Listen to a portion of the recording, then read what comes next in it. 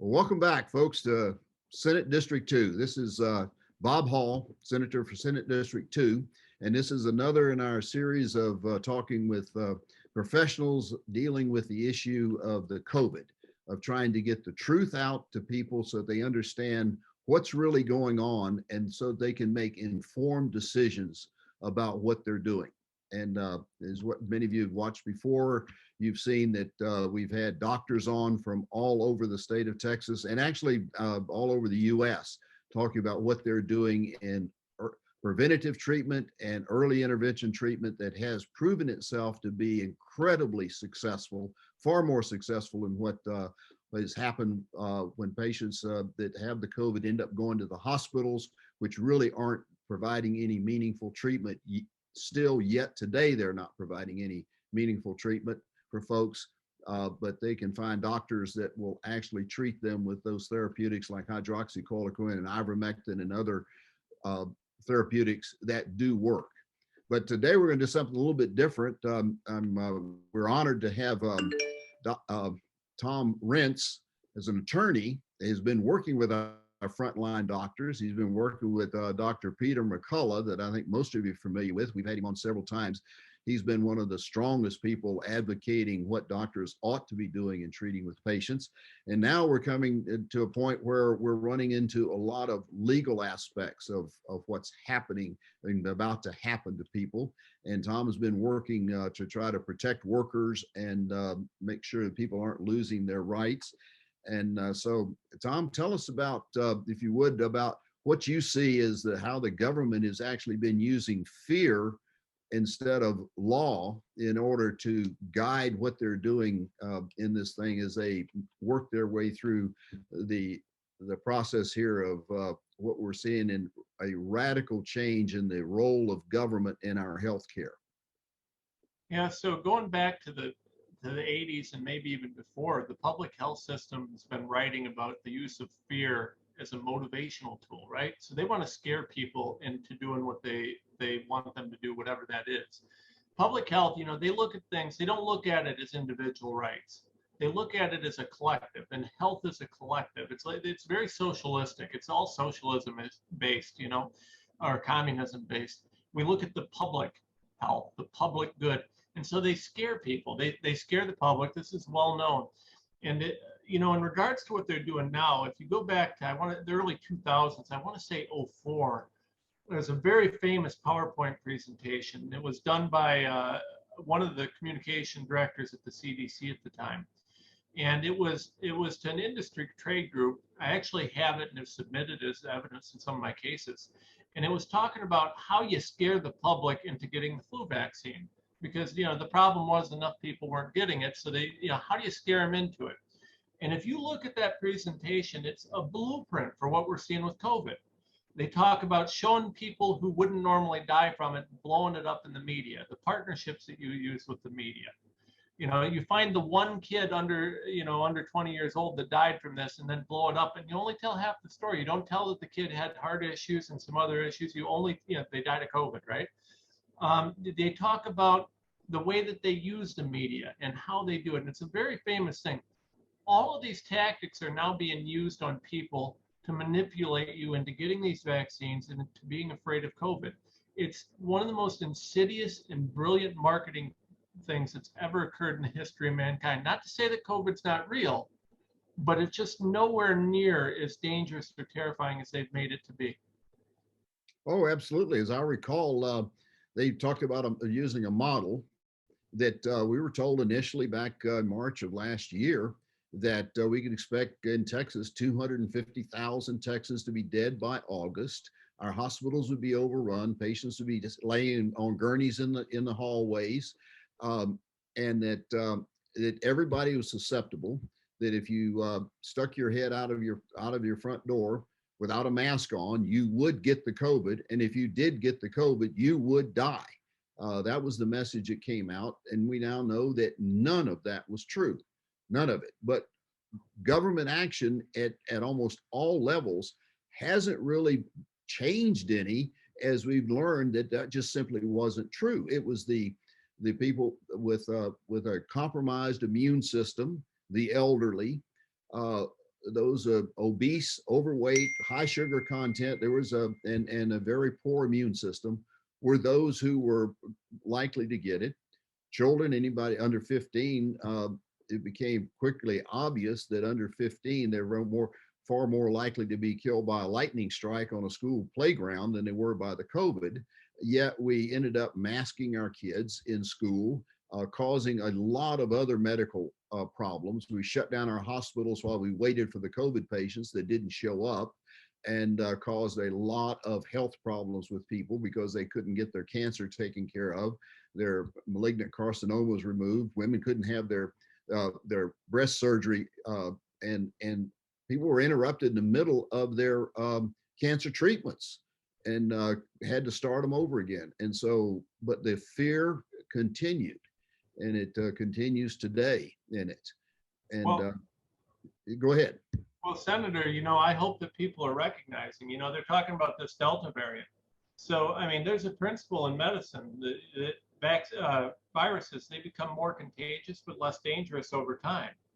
But you wouldn't know that if you heard it. If you listen to the news, you'd think that we were all going to die from Delta, right? Delta is less dangerous than the original. I don't know if people realize that unless you get the vaccine, then maybe not. But the thing about this is think about what happened a year ago.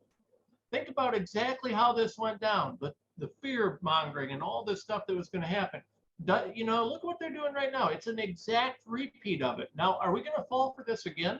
And I just heard you mentioned about the masks. Your governor had a really good rule. No masks for kids, right? Well, that's because first of all, masks don't work, and second of all, kids aren't. There's no issue from COVID. 0% statistical probability of death from COVID in children. Period. According to CDC statistics, we got it in court. So here's the thing. I'll tell you what, I will offer to help you guys for free on this one. If you guys want, I've got experts, I got doctors. Masks don't work. I'm happy to challenge that in court. I've got the CDC study, the one that they said, hey, these masks, they work great. Well, if you read the actual study, you know how great they worked? Possibly a 1% decrease in the spread, possibly. So if you want to wear a face diaper for a possible 1% decrease, and that's according to the CDC study, which was garbage anyways. It's not even that good, really. And they didn't account for all of the dangers that you face when you're wearing one.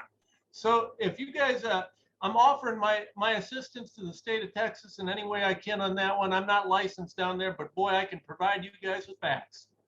Well, that's great, Tommy. That's what I'm hearing for. The doctors that I'm talking to are providing their services dirt cheap to people, going out of their way, taking calls at all hours, trying to serve them. There's a lot of really dedicated people who care about others, like yourself, that are working in this.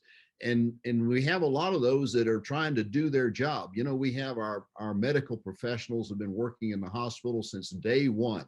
Working long hours, extra shifts, and just doing ungodly things, taking care of COVID patients without any vaccine. And now that we are on the back end of this thing, where the peaks were way behind us, we're finding that businesses out there, and in particular our hospitals, are starting to mandate vaccines. We've got an out of control groups here in Texas of the hospitals that are now going to say are faced with a medical personnel shortage in the hospitals. They got more beds than they have people to be able to serve those beds, so they can't even operate at their capacity. And they're mandating vaccines, and the health workers that don't have vaccines today understand the risk that's associated with those vaccines and are doing what most of us think is their God-given right to informed consent and not giving their consent, don't want it. And so now they're threatening to fire them, which is going to exacerbate the problem of bed shortages out there. But I know you've been working with folks out there on these mandates when it comes to employment. Tell us what you know about what the individual's rights are and any suggestions you have for them when they're faced with these firings.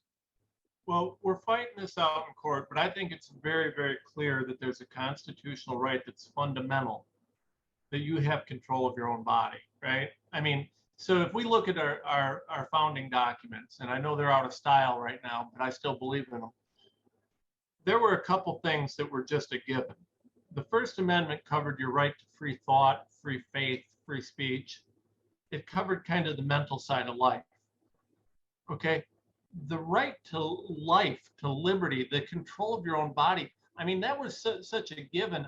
The best way that it was embodied was, you know, they talk about you can't be imprisoned, you can't do this without due process, you can't do that without due process.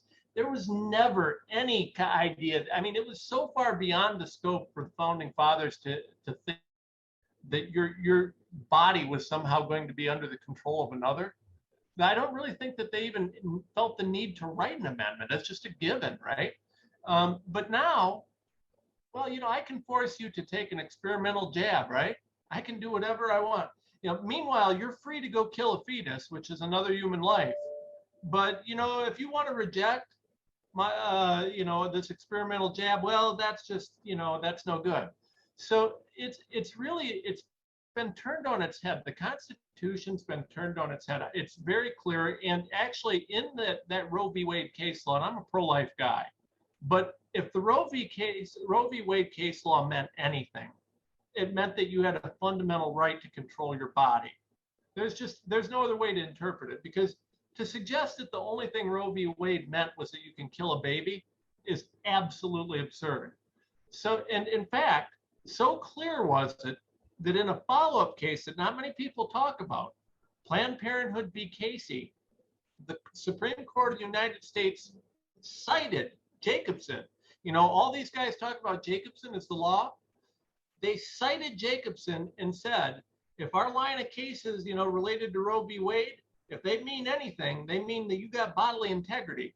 And that means without that the state, even the state's interest in the protection of life cannot exceed one's own interest in their bodily integrity. That's the only way you can interpret this. And for some reason, people aren't getting it. So I think these are absolutely unconstitutional. And all they're doing is driving away more doctors and more nurses. They're creating the shortages. The shortages aren't because of you know, too many COVID people. I've talked to doctors all over the place and nurses. That's not the problem. The problem is they can't keep people employed because these hospitals treat their employees like garbage and are trying to mandate experimental vaccines.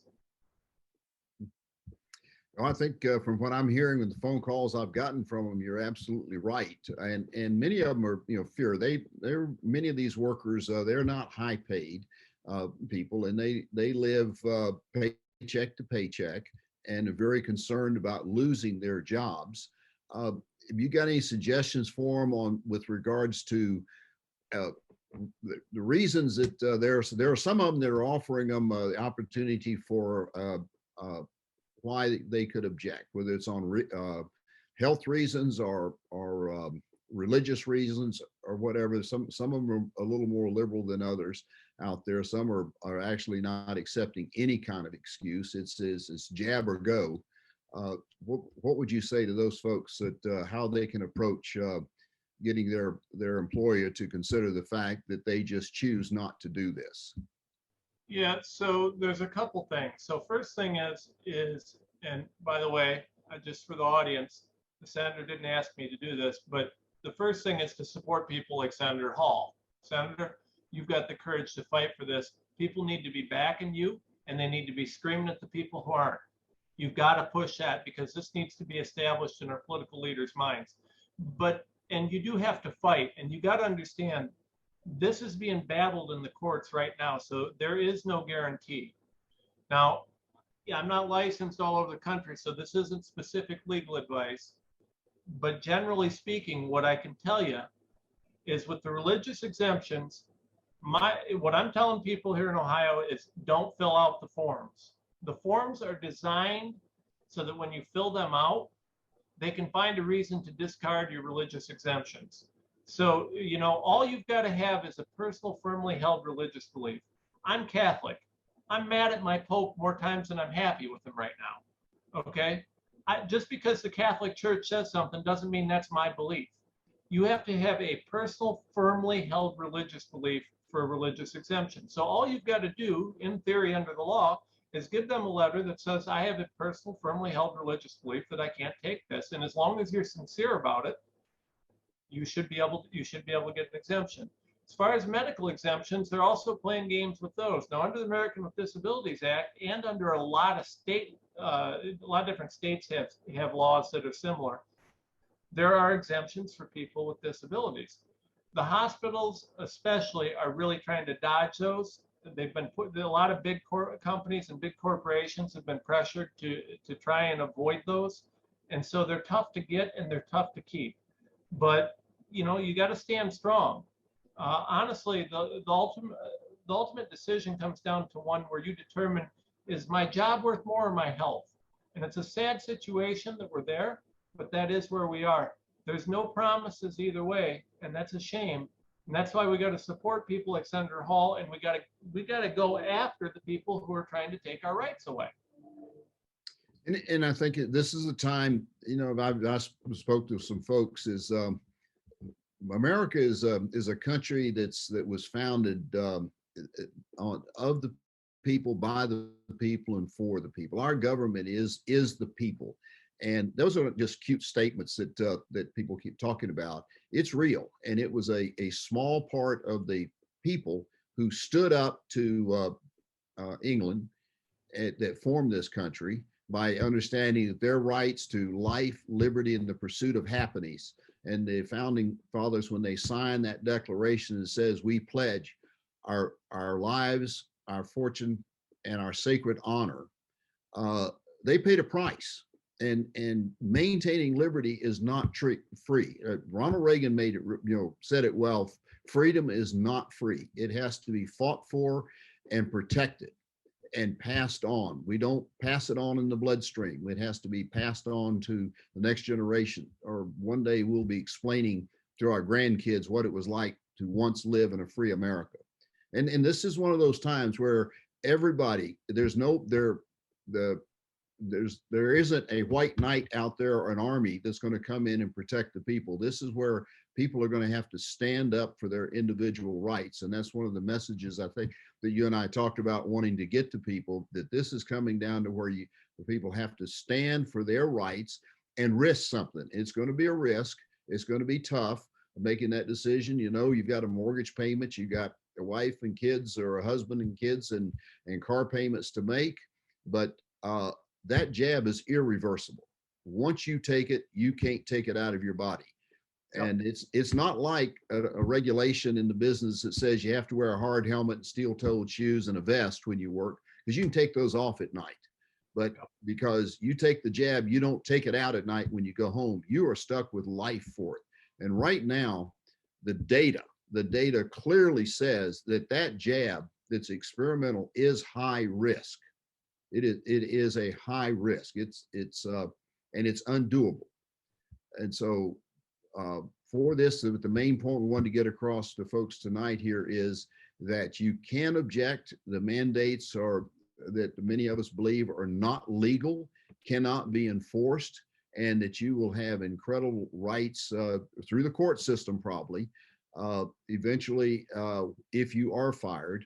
And we're going to be posting as much information as we can on our website and our Facebook with regards to suggestions on how you pursue those rights in it. But it's going to take you fighting it. I will be here. I will guarantee you I will do everything I can. I'm going after the medical board right now with another letter on some concerns about some of their reactions of going after doctors. And also these businesses that are now violating Texas law by requiring a vaccine passport, which was made illegal by the legislature that was just in session, and by the governor's executive orders on masking. All of this, we're going to be fighting it, going after those that were going to require it. And so, but this message here is I wanted to get out. You are part of this fight. You're going to have to stand up for your rights. Get together.